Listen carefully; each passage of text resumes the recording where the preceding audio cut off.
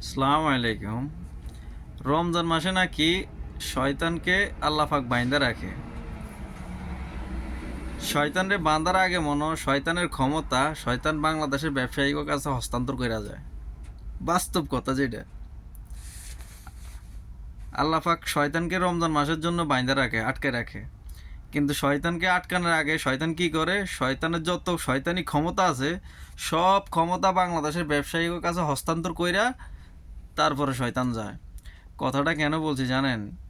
দেখবেন রমজান মাস আসলে বাংলাদেশের ব্যবসায়িক যত রকম শয়তানি শুরু হয়ে যায়। কোরআন হাদিসে আমরা দেখি রমজান মাস রহমতের মাস, নাজাতের মাস। রমজান মাসে আল্লাহ পাক শয়তানকে বাইন্ধা রাখে, আটকে রাখে। কিন্তু আপনি দেখেন রমজান মাস আসলে আমাদের বাংলাদেশের ব্যবসায়িকের ভিতরে যত রকম শয়তানি বাংলাদেশের বড় বড় মানে ছোটোখাটো না, বড় বড় যারা ব্যবসায়ী ডিলার এদের ভিতরে দেখবেন।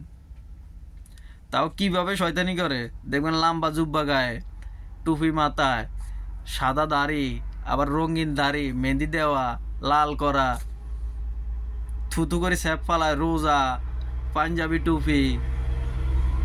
তো শয়তান মানে জেলে যাওয়ার আগে রমজান মাসে বাংলাদেশের যত বড় বড় ব্যবসায়ী ডিলার এগো কাছে শয়তানের পুরা ক্ষমতা হস্তান্তর কইরা তারপরে শয়তান জেলে যায়।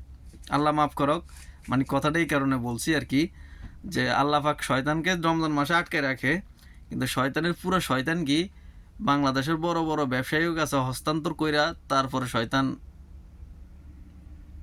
চলে যায়।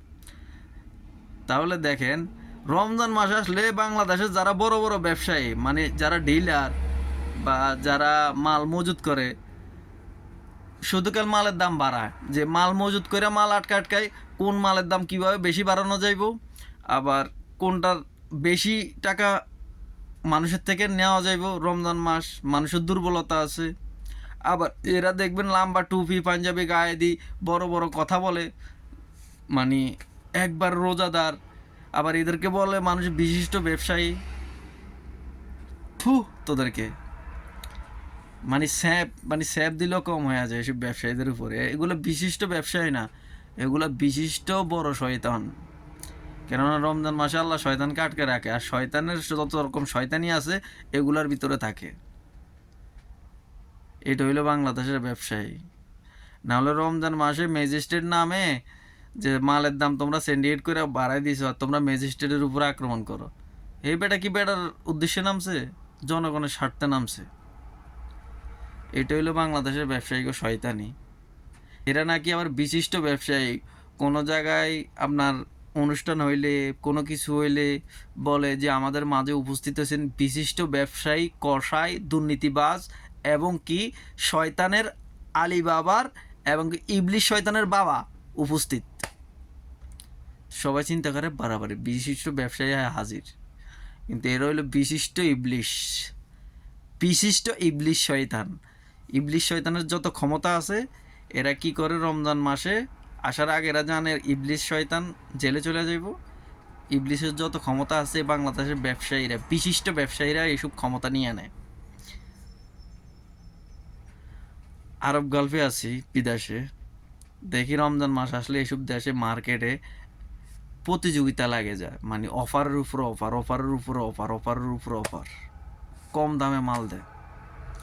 আর আমাদের বাংলাদেশের ব্যবসায়ীরা কসাই, এগুলা মানুষ নামে, এগুলা পশু। পশু বললে খারাপ হবে, কুকুর। এগুলা রমজান মাসের জন্য সামান মজুত করে রাখে, মাল থাকলেও বলে মাল নাই, মার্কেটে সংকট দেখে 1 টাকার মাল 5 টাকা বিক্রি করে। এদের উপরে ধিক্কার জানাই, ধিক্কার জানাই। রমজান মাসে বাংলাদেশের এইসব ব্যবসায়ীর উপর আল্লাহর গজব পড়ব। রমজান মাসে গজব দিতে নাই, আল্লাহ তুমি মাফ করো। এইসব ব্যবসায়ীদের দেখবেন এই মানুষের, গরিব মানুষের গলা কাটে টাকা নেয় না, দেখবেন কোনো দিক দিয়ে না কোনো দিক দিয়ে আল্লাহ ফাঁকে করে এমন বড় বড় রোগ দিব, শুধু কাল টাকার উপরে টাকা নামবো। এগুলা ব্যবসার নামে ইবলিশ শয়তান, ব্যবসার নামে কষায়। আর এগুলা লেবাস ধরে কি, হুজুরের লেবাস ধরে, মোল্লার লেবাস ধরে, সাদা দাড়ি, রঙিন দাড়ি, লাম্বা টুপি, প্লাস আপনার বড় পাঞ্জাবি। যেখানে দেখবেন বলে যে এখানে আমাদের অনুষ্ঠানে উপস্থিত আছেন বিশিষ্ট ব্যবসায়ী, তখন মনে করবেন কি এটা বিশিষ্ট ইবলিশ শয়তান এবং কুকুর, বিশিষ্ট ময়লা আবর্জনা আসছে। বিশিষ্ট শয়তান আসছে।